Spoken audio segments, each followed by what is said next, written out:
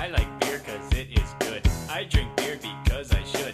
If there was a song to sing, I sing it and beer you bring. I drink beer when I am sad, cause the beer it makes me glad. Now there's nothing left to say, so let's go drink beer. Beer is good, beer is good, beer is good. And stop, beer is good, beer is good, beer is good. Let's go drink some beer!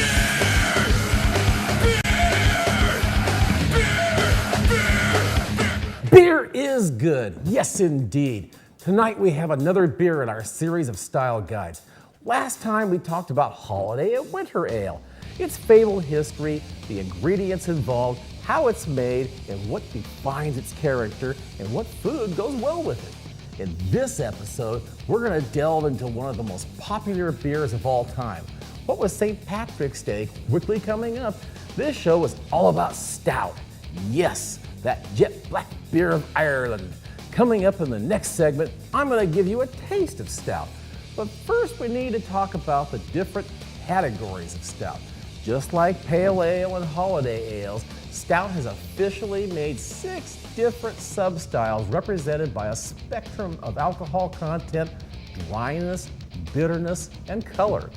The 6 different stouts all have their roots in the history of brewing and the conditions faced by brewers of their age.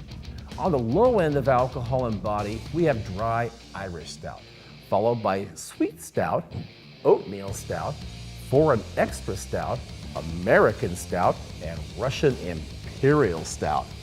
What differentiates these beers is mostly the amount of fermentables that go into them and the balance of the sugars in them to their respective bitterness.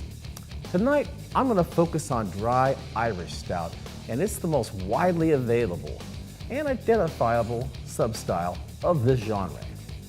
The style evolved from attempts to capitalize on the success of London porters, but originally reflected a fuller, creamier, more stout body and strength. When a brewery offered a stout and a porter, the stout was always the stronger of the 2 beers, as it was originally called a stout porter. Modern versions are brewed from a lower original gravity and no longer reflect a higher strength than porters. Its appearance and color can be jet black to deep brown with garnet highlights in color. It can be very opaque. If not, then it should be fairly clear but still black. A thick, creamy, long-lasting tan to brownish colored head is characteristic of the style. Irish dry stout has prominent coffee-like roasted barley and roasted malt aromas and may have slight chocolate, cocoa, and/or grainy secondary notes. Fruity esters from yeast character are medium-low to none at all. There shouldn't be any buttery or diacetyl flavors at all. The hop aroma is low to none, as this beer is more about the roasted barley character and bitterness. So when you taste a dry Irish stout, you'll notice moderately roasted grainy sharpness, optionally with some light to moderate acidic sourness and medium to high hop bitterness. This is a dry, coffee-like finish from the roasted grains. Many have a bittersweet or unsweetened chocolate character of the palate, lasting way into the finish. Some balancing factors may include a creaminess in the mouthfeel, which should be medium light to medium full, with low to moderate carbonation. That's the key. There may be some light astringency from the roasted grains, although harshness is totally undesirable, and medium-low to no fruitiness from the yeast, with medium to no hop flavor. Diacetyl should never be detected in this style and is totally inappropriate. For the high hop bitterness and significant proportion of dark grains present, this beer is remarkably smooth. The perception of body can be affected by the overall gravity, with smaller beers being lighter in body. All in all, dry Irish stout is a very dark, roasty, bitter, creamy ale. Coming up, I'll show you how I brewed a dry Irish stout, and then you too will be able to brew this classic style. And in just a moment, when we come back, I'll let you know how those beers tasted. We'll be right back on BeerTV, Brewing with Style. Hey there, it's me again, the Zymergist, and today we're going to be brewing up a stout. That's right, a stout, because it's getting pretty close to St. Patrick's Day. I know it may be Groundhog Day for a lot of people, but for me, I'm thinking St. Patrick's Day. And what tastes better on St. Patrick's Day than a nice dry Irish stout? Problem is, if you don't make your dry Irish stout today, or at least this week, it's not going to be ready by St. Patrick's Day. So you better get cracking, people, and make those dry Irish stouts and enjoy them on St. Patrick's Day. I know I will, and I'll be coughing down copious quantities of quaffable beer, because that Irish stout is wonderful beer. I don't care if you drink Murphy's or if you drink Beamish or if you drink Guinness. Go out there and drink yourself some dry Irish stout. That is meant to be enjoyed by the pint. It has less calories than Bud Light, but tons more flavor. So if you people are out there saying, oh, I only drink light beer, try a dry Irish stout. It's the beer of choice for everybody who wants to drink calorie-conscious beers but still want beers with depth and color and flavor and aroma and character. And Guinness has had character for over 200 years. That's right, folks. That beer's been around for 2 centuries. So now we're going to get into making one. And what I'm going to do is I got my hot liquor right here at my strike water temperature. And I'm going to strike this fairly cool. It's 160 degrees. When I add my grain, it's going to take that down to about 150 or so, 148. And right now I'm going to add my salts.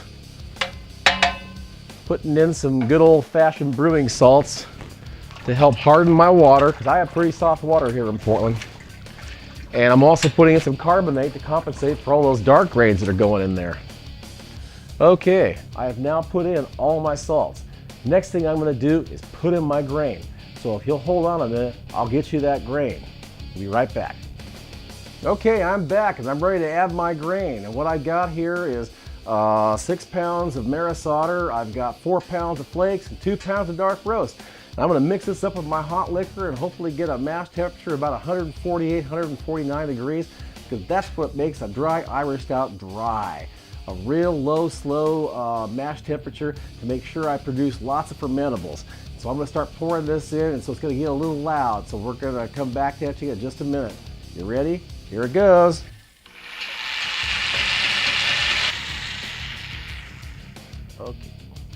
Okay, I got my grain doughed in, and now what I'm going to do is I'm going to put the lid back on, wrap this thing up, and put it to rest for 90 minutes. That's right, I'm going to do a 90-minute mash. The reason you want to do a 90-minute mash is I've got a lot of flaked grains in here, mostly starchy adjuncts, and I want to make sure those starchy adjuncts get properly converted. And so the only way to properly convert those grains is to give them a nice long rest to make sure I get total conversion. I want those starches turned into sugars so the yeast can have food to eat, so they can make lots of alcohol and carbon dioxide and make me a really tasty beer. So I'll be back in just a few minutes and we'll show you how this thing recirculates and how clear that wort's going to get, even though it's going to be black as ink. Be right back at you in just a few. Okay, I'm back, and it's time for that second most important moment of the mash, the Vorlauf. Vorlauf is a German word which means to recirculate. And what I'm going to do is open the ball valve here on my mash tun, and I'm going to start recirculating. And as you can see, all I have to do is crack open this ball valve, and out comes running this beautiful wort. And as the wort comes gushing out, I'm going to turn my pump on so that I can get this wort recirculating.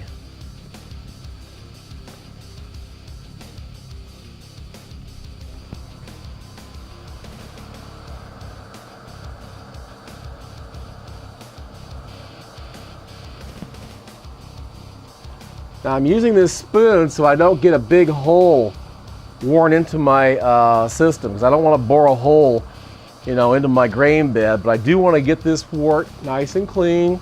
I do want to have it to come out fairly clear, and as you can see, it's already starting to clear up. Now it looks pretty light for a stout. That's because I haven't added my dark grains yet. I'm going to add my dark grains here in just a minute. The idea behind adding the dark grains during the Vorlauf is I want to make sure that I'm getting the wort acidity where I want it to be at, plus I'm getting the flavors and aromas and characters out of those nice grains. And as you can see, I'm already starting to get cleared up. You can see my fingers, through the tubing. And that shows me this wort's clearing up just fine. And as soon as it gets as clear as I can get it this way, I'm gonna put on my sparge arm, and it's gonna start, whirling like a dervish, and it's just gonna recirculate that wonderful, beautiful wort. And then I can add my dark grains to this, so I can come up with this wonderful, beautiful dark color into my beer. Be right back at you in just a few. Okay, I'm back. I've got my Vorlauf finished up, and I'm sparging. My hot sparge water is going into my pump. My pump is pumping that sparge water through my sparge arm, which is spinning it around, throwing that sparge water very gently so as not to disturb the grain bed. The idea is that my grain bed is my filter bed. It's actually filtering through all the water and all the particulate matter, so I get a nice clear wort out. As you can see, I got this beautiful dark clear wort. It's going to be my stout. And right now it's coming out in a nice trickle. I got my kettle fired up. It's going to start boiling. And by the time I finished sparging all the hot water through, I'll have gotten all the sugars out that I want for my system. I'll have all the sparge water through there. I can take my sparge system out. I can take my pump out. And I can just focus on boiling my wort and adding my hops. And that'll be next on BeerTV, Brewing with Style. I'll be right back. Okay, I'm back. I've collected my 13 gallons of sweet wort. I've got the boil going underway. I'm getting hellacious break. I mean, there are these little dumplings of break material just popping up all around the place. Looks like cornflakes all congealing together in little spongy dumpling masses. But that's a great break. When you get your pH right and you get your calcium salt additions right, what's going to happen is you're going to get perfect breaks like this all the time. Some people say that's only Pilsner malt that does that, but there's no Pilsner malt in this. This is all pale ale malt. And this pale ale malt is doing its job. And boy, I tell you, I'm getting one hellacious break. But now it's time to add my hops and do my 90-minute bitter boil. And what I've got here is 4 ounces of delicious hops. They're going to go in here and add their bitterness to this beer and make it a nice hoppy stout. Because stouts should be hoppy beers. Stouts should be around 1 bittering unit per 1 gravity unit. So if you're making a 1054 gravity stout, make it 54 IBUs. If you're making a 1070 gravity stout, make it 70 IBUs. The whole thing is you want an equal amount of bitterness for that gravity. Because these are very bitter, very hoppy beers. But a lot of that bitterness also comes from the bitter grains. I mean, let's face it, dark grains have a roasted bitter flavor to them. Kind of like chocolate has a bitter flavor to it too. And that's what I'm putting in there. I'm putting in chocolate malt, I'm putting in there dark roasted malt, I'm putting in a little bit of caramel malt just to give it some body and mouthfeel, but most of it's going to be all those wonderful grains and all those wonderful flakes that are contributing to body and mouthfeel. And now I got this boil going, it's time for the hops.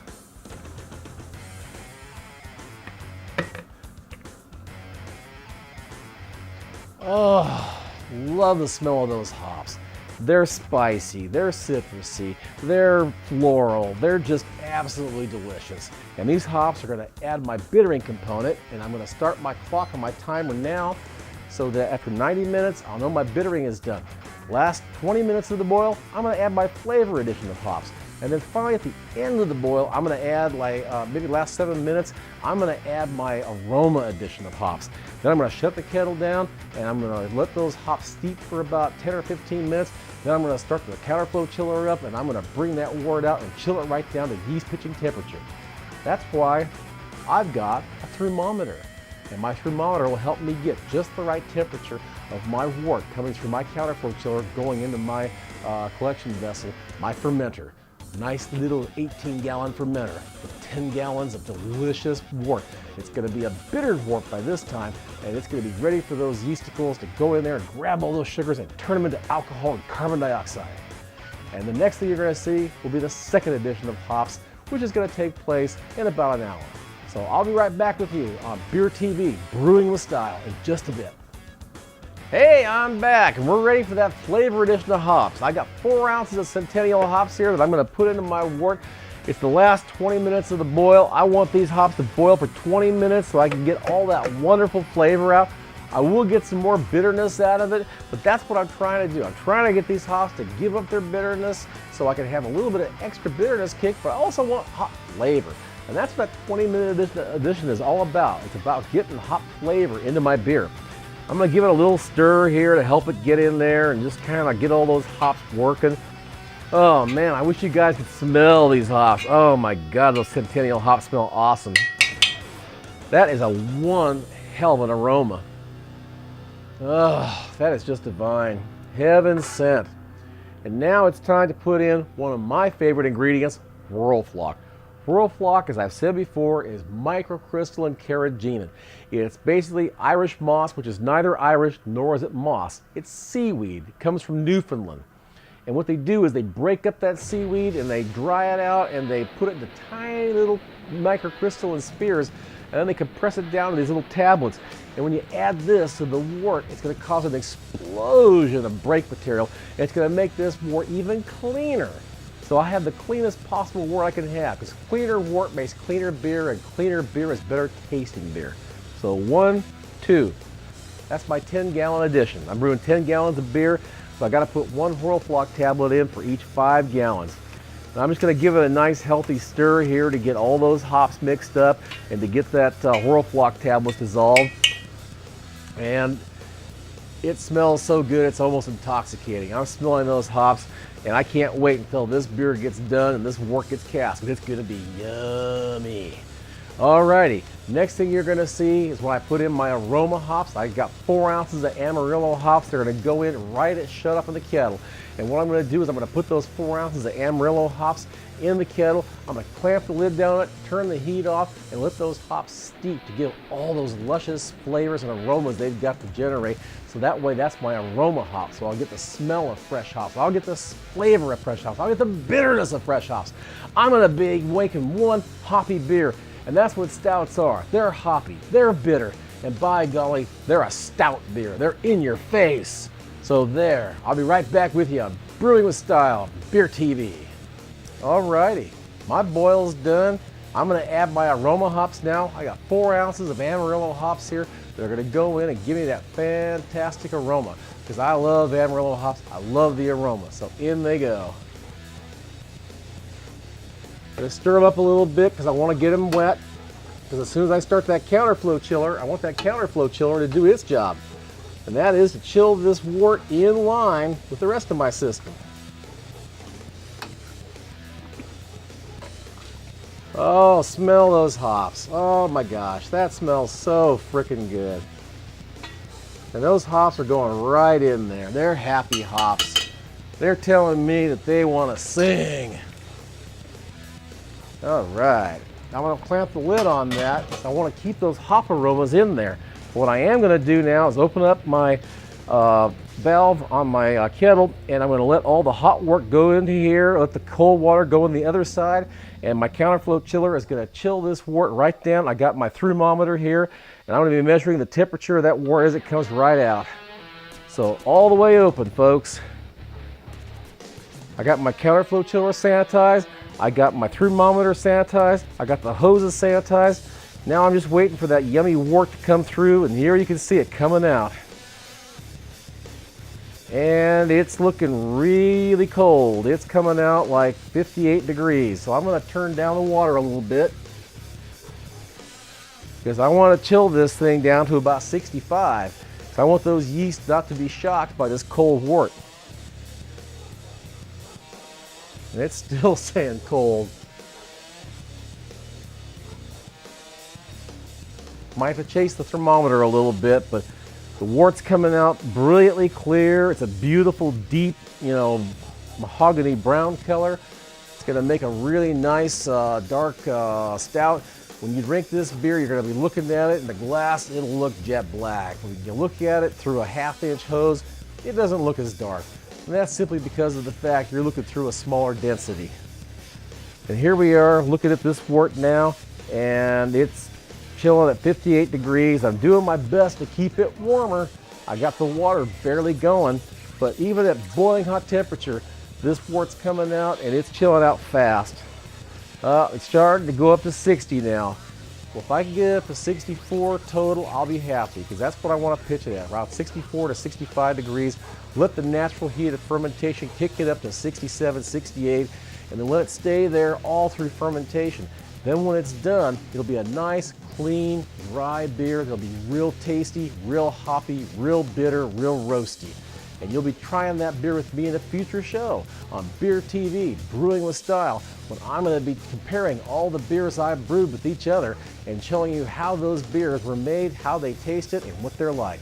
So next time on Brewing with Style, BeerTV, you'll be seeing me doing that. Thanks again for tuning in. See you next time. Back. And after seeing that stout being brewed, I want to show you how to appreciate the American flavor, the appearance, the aroma, the character, the mouthfeel of a dry Irish stout. In another cutaway, you'll see me with my friend Dean Pottle from Dean Scene tasting dry Irish stout.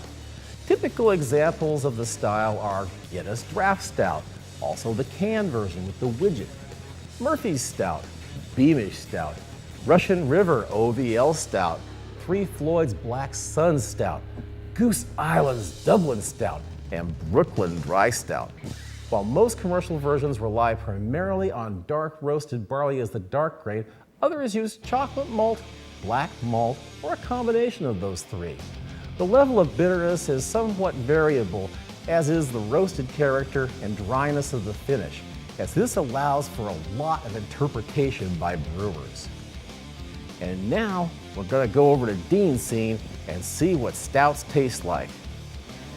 Hey, it's Michael Brown and Dean Pottle. We're here at Dean's Scene tonight, and we are drinking stouts. That's right, stouts in honor of St. Patrick's Day. And what better way to start off stouts than with a dry Irish stout? Now, we're going to have several stouts tonight. We're going to try dry Irish stouts, we're going to try American stouts, and then best of all, we're saving the best for last, folks, Russian Imperial stouts, the strongest stouts of all. There's 6 different kinds of stout, but Dean, do you think we could drink 6 different kinds of beer in one night? Yeah, we don't drink the whole bottle. Yeah, exactly. That's the whole point. Most of these bottles are 22 ounce or 750s. That's a lot of beer. Yeah. And I'm looking forward to just trying a real nice, light, dry, crisp, clean, dry Irish stout. It's nice and roasty, nice and hoppy, and also it's got a nitro widget. Now, when I pop this can open, you're going to see a close-up shot of how those widgets work and how they get that nitrogenation in the can to go into the beer, so you get that shear force that breaks out the CO2 and gives you a nice, clean, thick, foamy head. You ready for the magic? Oh yeah, I love that sound. That is sweet. Fred says, listen to your beer, and I'm listening and I'm pouring. Oh, look at that beer. Isn't that beautiful? Look at that nitro roll.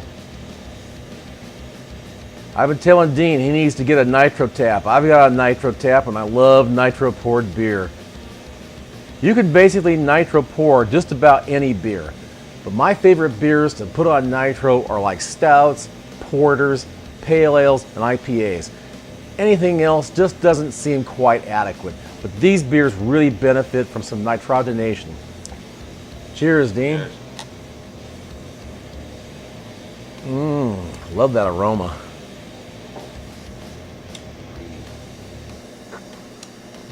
Oh yeah. Nice can. Very smooth, easy drinking. Nice and light, but still very full-bodied. Black taste. Tastes more like black patent to me than black roast. The black roast is a little sharper, black patent seems a little softer. But, you know, I think that's because you're talking about malt versus barley. It's a real thing. Oh yeah. I see what you mean about this beer being warm. Yeah. Well, Does it have character? yeah, and when a beer like this is served, especially nitro beer, don't serve it cold. It stuns the taste buds, it makes it taste nasty and acrid. You warm it up to like, say, 55, 60 degrees, and that beer just opens up, and it's smoother, it's tastier.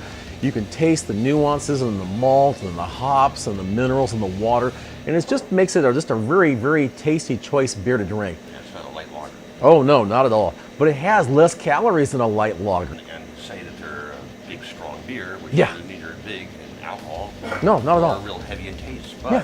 the color's deceiving. Exactly. From many person, A lot of people think, dark. yeah, they think Dark is dark like- means more malt. They think more malt means more extract. That means more alcohol. But it doesn't necessarily do that. I mean, we're brewers, we understand that, and the brewers out there understand that.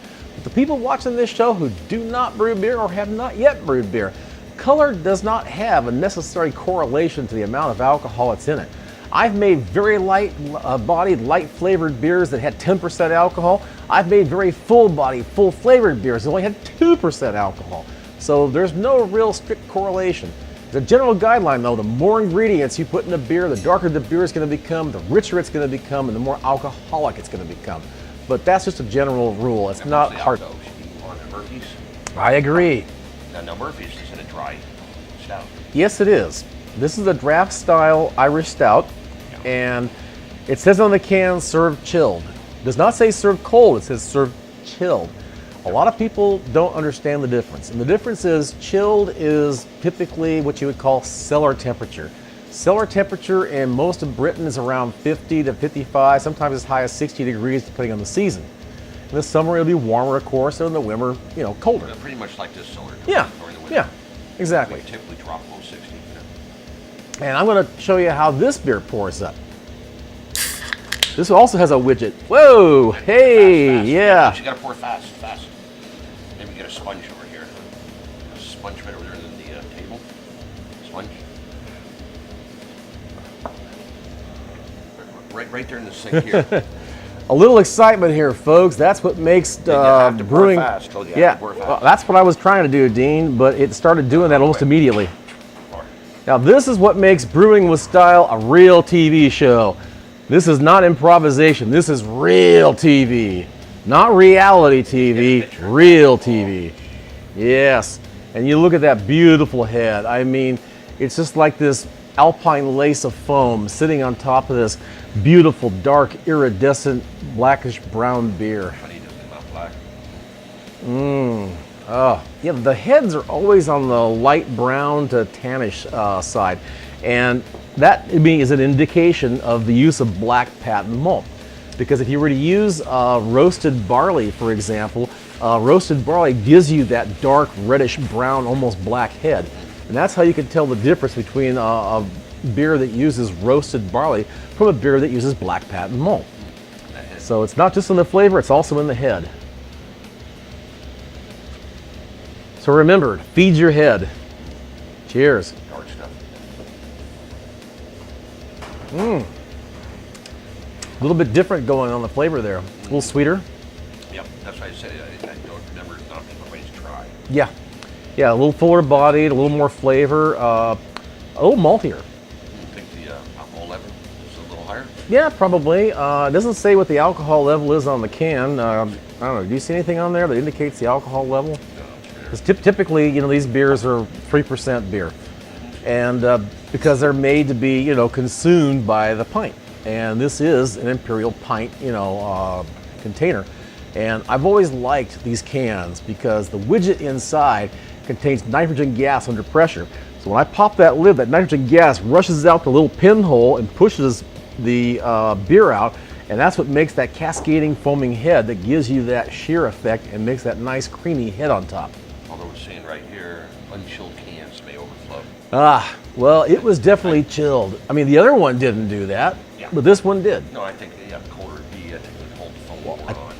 They took them both out of the same refrigerator at the same time. I put them in the same bag at the same time. So I think it's that Murphy's actually puts more pressure in their cans. And that extra pressure is needed to counteract the extra body and mouthfeel that's present in Murphy's versus Beamish. Right, so I suspect this is probably a 4%. Yeah. Oh, no more than that. I'd say 3.5, 4, that neighborhood. That means we won't get drunk. No, but we'll have a good time because we're enjoying great beer. Now, this is dry Irish stout. Now, there's a bigger version of dry Irish stout called Foreign Extra Stout. Basically, it's the same beer, just more alcohol, more flavor, more hops. Just a bigger version. Think of like a bigger brother, but not quite as annoying. And then you have the next beer up, which from that would be either the American style stout or what's called the tropical stouts. Now, the tropical stouts are more alcoholic versions even still than Foreign Extra stouts, but they're a little bit drier, they're a little bit more alcoholic, they're a little bit more assertive. They have a little bit more going on in terms of like roast character and a little bit more caramel body in the residual body. American stout is what we're going to be drinking up next, And like typical American style, it's going to have more alcohol, it's going to have more flavor, more aroma, more character, but more importantly, the use of American style hops.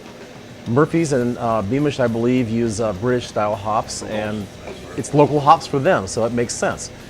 But American style beers usually use American style hops, like they'll use Chinook, or they'll use Centennial, or they'll use Cascades, or they'll use some other kind of, basic American hop in the production of that beer. Cheers, Dean.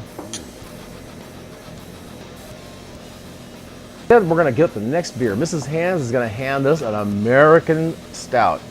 And our first American Stout is from Bridgeport. And Bridgeport is making this stout recently available. And it's really a nice beer. And I want Dean to be loud and proud about this beer, because this is a beer that Carl Oakert brewed at the behest of other brewers like myself who wanted to see them produce a really nice American style stout. Well, considering Bridgeport, makes the standard of IPAs. Oh yeah. Northwest IPAs. Heck yeah. Okay. Now, you see when you pour a... Gotta feed Mrs. Hands too. Beer, you'll lose the head. You pour it without me tipping it. And we're keeping the head. Yeah, and that's the idea. I wanted to have some of that nitro head on there to kind of, see if that would help out the mouthfeel, because American style stouts are usually pretty full bodied. I get a hops right away. Is the big difference between Irish stout. Oh yeah. Northwest, we love our hops. And they're Northwestern style hops, but it's a medium bodied beer. It has a real nice roasty flavor, but the roasty flavor is balanced by the body and the hops, so they kind of harmonize Very together. Well-balanced beer. Well, that's because Bridgeport makes extremely well-balanced beers. They're making them more in the British style, but using American ingredients, reflecting the indigenous use of ingredients found in the local area. But they're not necessarily weak either. They say like the English style, and yet sometimes you don't get a lot of character out of it. Well, I think this beer is probably about 6%. Your typical, They're bigger. typical, American style beers, are around 6%. Some may be a little higher, some may be a little lower, but on average, you can usually trust 6. And definitely nice balance of hops. And definitely way more aggressive than your lighter stouts. Oh yeah.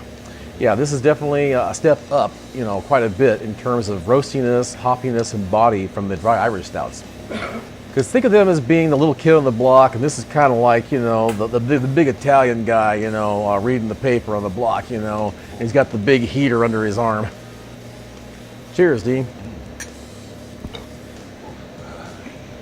Oh, that's CO2 and nitrogen too. Don't forget. See, I don't know if I'm burping. What gas? Okay, let's go to it. Another very famous brewery. Ah, awesome. Probably another very standard of the style. This next beer probably represents a standard and a style that I'm sure everybody's familiar with. We have here Sierra Nevada American Stout.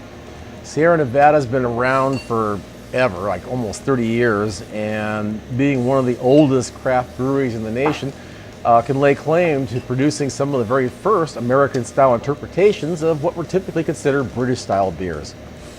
And I'm going to pour this beer a little askance here because I want to make sure, because typically they like to put a lot of carbonation in their beers.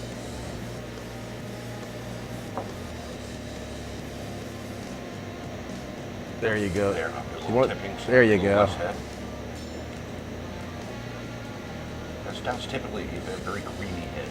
Oh yeah. Even if it's not strictly a nitro beer. Well, I think a lot of that has to do with the grist, You get a lot of those roasted malts, those caramel malts, and that's another differentiating factor in American style stouts is the use of a lot of dark caramel malts. You get those dark fruit flavors, that rich body and mouthfeel.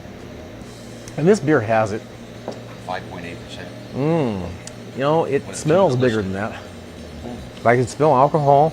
But that's always the trick. Oh yeah. Make a small alcohol beer to taste larger. And a very rocky head too. It's a little mountains in it. Oh yeah. Hills and dales. It's got a nice prick on the tongue from both the CO2 and the roasted barley. But they taste like they've mixed like roasted and black patent with chocolate, kind of mixing it up, giving you some different roasted flavors. You know, I could taste roasted, I very could taste toasted. Yeah, very nice. This is an excellent beer. I mean, let's face it, Sierra Nevada, I mean, those guys have been around for ages and they only make better and better beers. Well, you can definitely get that hop mouthfeel, that kind of like tingling, prickling sensation in your cheeks. Yeah, more than so than the Brooklyn. Oh, yeah. Well, Sierra's always been about assertive beers. Yeah, they help start. the Ken whole trend. Grossman is the kind of guy who's like Charlie Papazian, you know? He knows what the style is, but he'll kick it up a notch, you know? Give you a little bit of something extra, you know, a little bit more flavor, a little bit more aroma, a little bit more character. And that's So that why way it's a little bit bigger. They've done so well too. Oh, yeah, heck yeah. Beers have stood out by being aggressive and not weak. Exactly. Because we know some breweries, you see their beers available, but they just don't come up Yeah. enough, so they just don't sell as well. That's because you got to differentiate yourself. You either have a cool label like Sierra Nevada with a cool beer inside that bottle. One of the best changes they have made, though, that I like, is they changed their cap. They went from a regular crown cap to a screw cap, and back again to a crown cap. But it's one of those anti-oxidative caps that prevents the egress of gases into the bottle, so that the bottle stays fresher longer. Well, yeah, make it get more shelf life on it. Exactly. Next beer. We take a breather. Well, what we're doing right now is we're getting ready to drink the biggest beers in the lineup. That's right, Imperial Stouts are coming up. Right, I think we need to rest 5 minutes here. Yeah, let's rest our palates, get our glasses rinsed, because we want to taste every nuance in these beers, because these beers are the biggest stouts of all. That's right, I'm talking Imperial Stouts. We'll be right back on Beer TV, Brewing with Style. Cheers. Cheers. Okay, we're back after that wonderful little respite. Got a little rinsey because we got something special coming up. That's right, we've got Imperial Stouts. Not Russian Imperial Stouts, but American Imperial Stouts, made in the good old US of A. Thank you, Mrs. Hands. And the first one is Raven's Eye Imperial Stout from Eel River Brewing. This is an organic certified beer by the California Organic Certification. And look at that. Oh, it pours up this beautifully reddish brown color. It's just a real deep mahogany. Looks very nice and tasty. Yeah, it's, Thank you, Mrs. Hands. you can see through it to some extent. Yeah, it looks more like a dark barley wine to me than a Imperial Stout. But I've had this beer before, and I'm thinking that they might have had a recipe change, because it says 9.5% alcohol by volume, so I know it's got lots of sugars in there that fermented, which means they put lots of extract in. But to put all those grains in and to have it be this light tells me they didn't put as much roast barley or black patent as they have in the past. Yeah, or maybe they're trying to change the flavor. Oh man, you smell it. You can smell the alcohol. It has a very vinous aroma. Comes out even barley wine. Yes. If I was to drink this blind, I would not have said Imperial Stout. I would have thought this is a dark caramelly barley wine with maybe a touch of roast kind of thrown in at the end there to kind of crisp up the finish a little. This is what they wanted to do, obviously. Hey, I look at it this was way. their interpretation. A stout, exactly. A stout is any dark beer called a stout by the brewer that brews it. And you talk to anybody who knows anything about brewing, and they'll give you their definition of what a stout is. I would not call this a stout, but they call it a stout, and that's what counts. If I was to make a stout like this, people would say, oh, hey, nice barley wine. And I'd say, oh, thank you. I won't tell them it was intended to be a stout. Because I'm finding a very full body, but very aggressive hops too in here, and very sweet tasting. Yeah. Where's the dark malts that we were just enjoying the last? But this is more caramelly. It's got that nice sweet caramel toffee kind of finish to it. They should kick up the black in there. Well, that's the definition of Imperial Stouts in my book, is a beer that is strong on all fronts. I mean, it's got strong yeast character, strong malt character, strong hop character. And this beer lacks that roasted character that you find mostly in stouts. But this is what the people at Eel River wanted to call a stout, and I'm glad I bought it, because what I wanted to do was kind of give us a nice variety, show us what the spectrum of stouts are. And here is a very pale stout. That just goes to show you what the variety in the spectrum of a defined style can be. And this is just on one end of the spectrum. This would be on the very light end of an imperial stout. The next beer we're going to have is going to be damn near on the opposite end. I mean, we're talking about a stout so black it sucks your eyes out of your skull.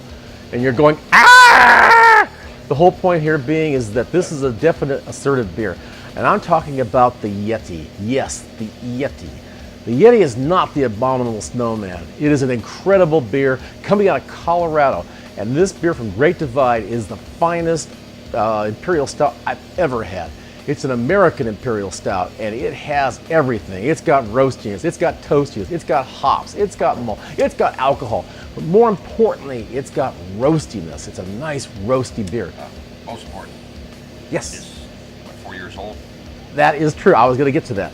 This is a 4-year-old version. It's actually coming on close to 5. I believe, was it 2005 or 2004? 2005. Yeah, January 7th, 2005. This is 4-year-old, but it's oak-aged Yeti.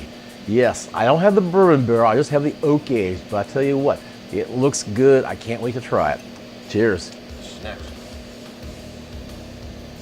And here we have the oak-aged Yeti. 4 years old. That's a good age for these beers.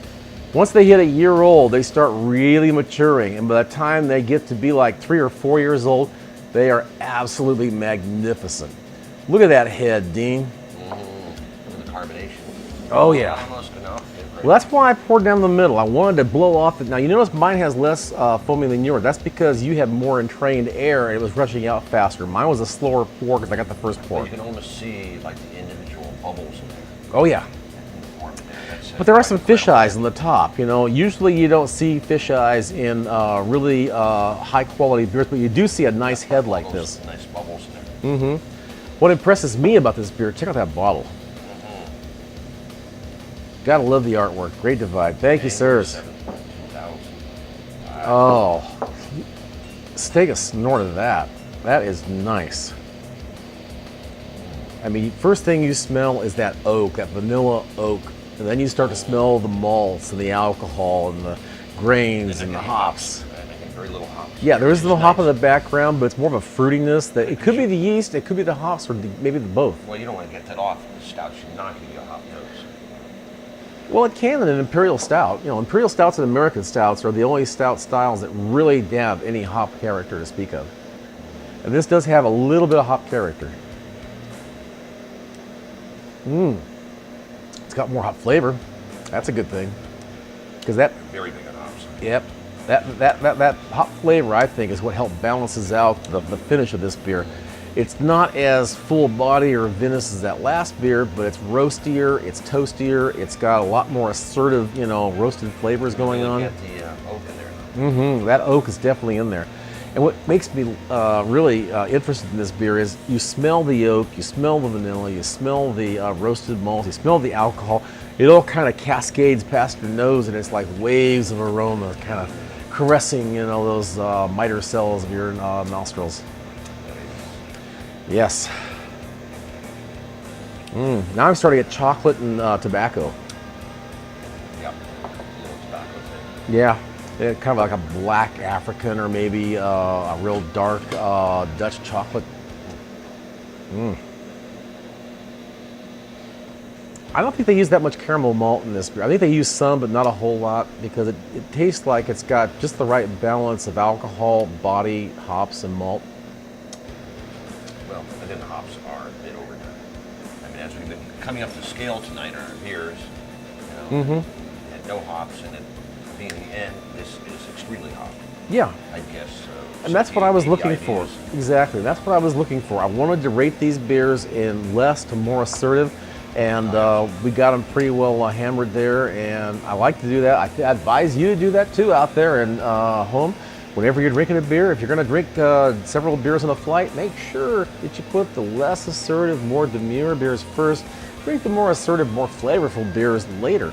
That way your palate won't get blown out, you'll enjoy those beers more, and you'll have greater pleasure from your beer drinking.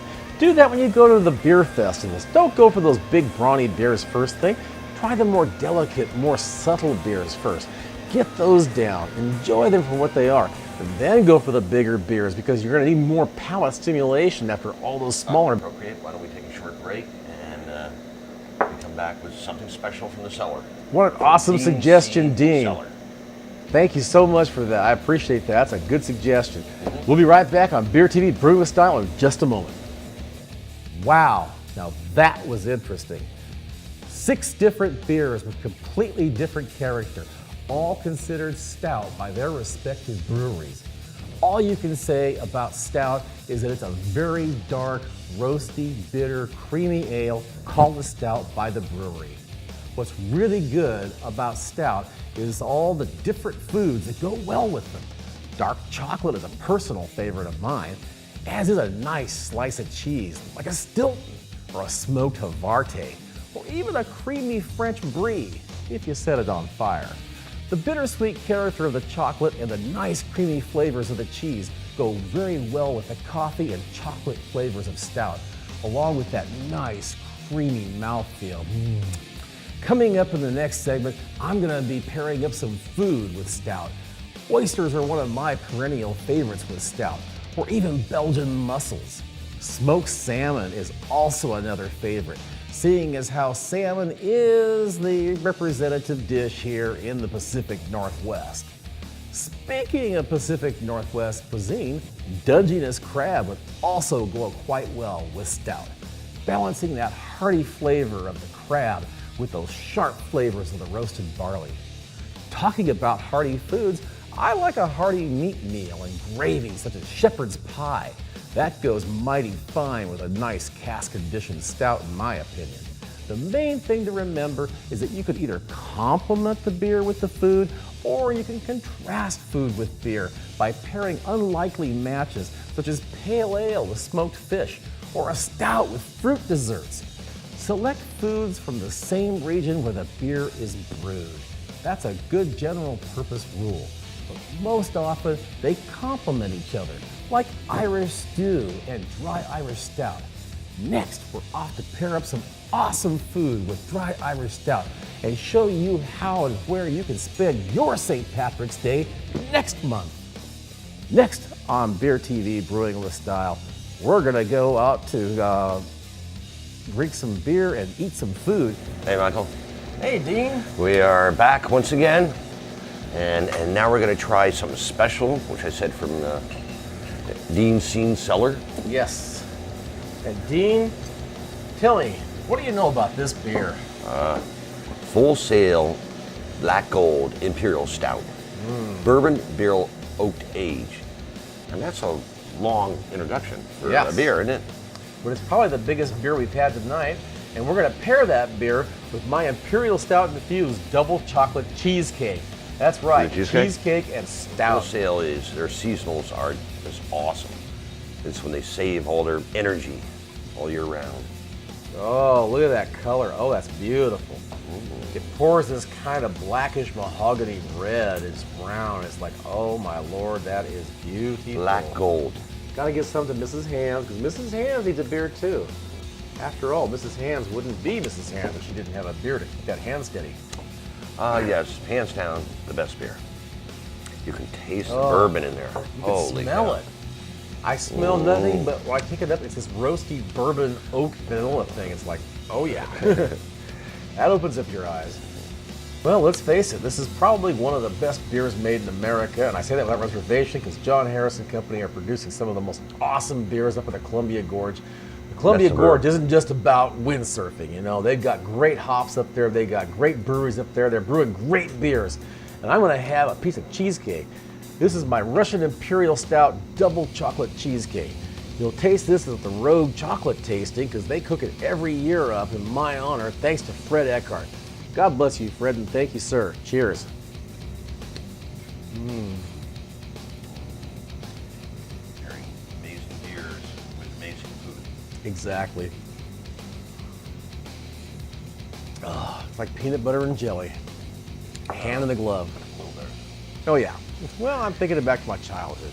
You know, my first real gustatorial stimuli. Yeah, really get how it changes the chocolate and the bourbon is like surrounding the whole thing.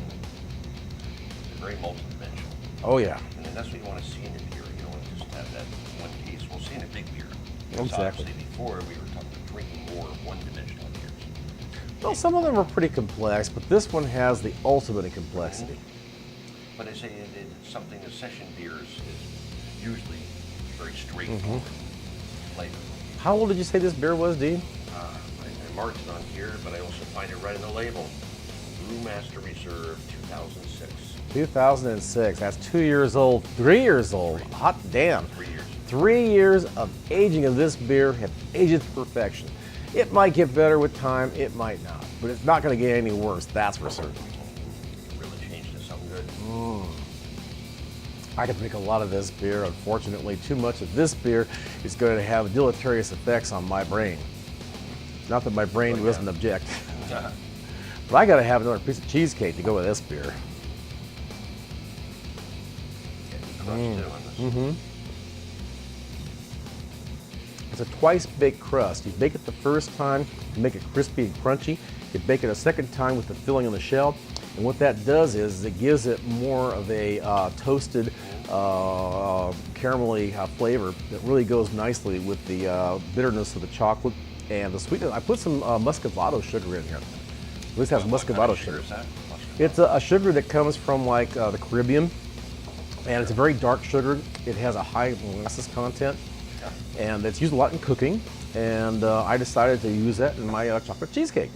And I've used it in beer too. It works equally well in beer. I know we have invert sugar, candy sugar, and Oh yeah, cane sugar, and corn sugar. well, and then you look at all the natural sugar too, turbinado. Oh yeah, muscovado. Yeah, and it's hard to see sugars have Oh, that yeah. much difference. Oh, for sure. The best way to tell that is to go and try beers like Brown Sugar. Awesome beer, Yep. awesome brewery. Definitely brown sugar in there. Oh yeah, and it's just nice to be able to see how something can be added to a beer, not just to give it more alcohol, but to give it a flavor perspective so that it adds to the dimensionality of the beer, so the beer becomes more complex, it becomes more open to inspection, so that you can try all those different flavors, you can smell those different aromas, and you can just sit there and sip it and sip it and sip it and enjoy it through the night. Well, I think that is the finest beer we've had tonight. Thank you, Dean. Cheers. You know, he beat out the Yeti. Well, there are a few other people in the background here. Wanna give Yes, them a we've taste? got to give our studio audience a taste. After all, they're not going to give us all that standing ovation and applause for nothing. Yay! Thank you. Cheers.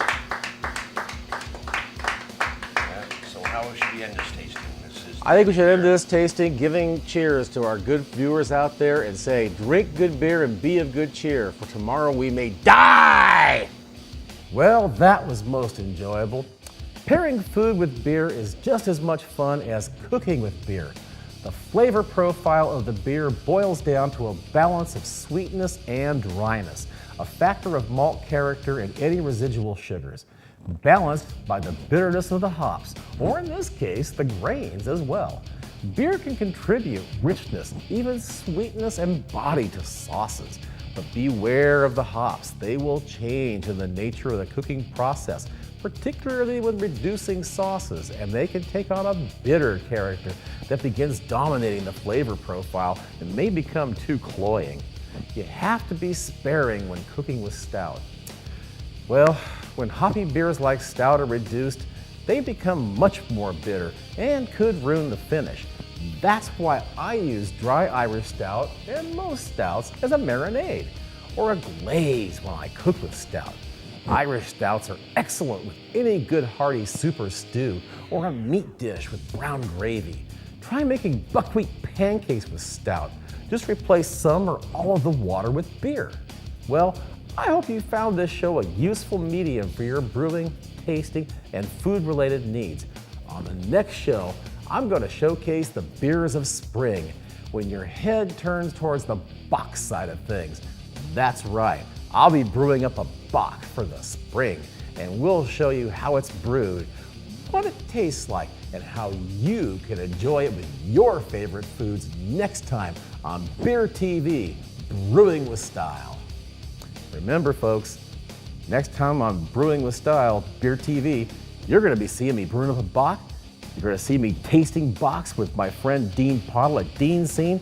And more importantly, you're going to see what foods go well with Bocks, because spring is Bock season, and Bock is German for goat, and I'm thinking roasted goat stew. Yes. Well, Irish stew has goat in it. What can I say? See you next time on Beer TV, Brewing with Style. Dude,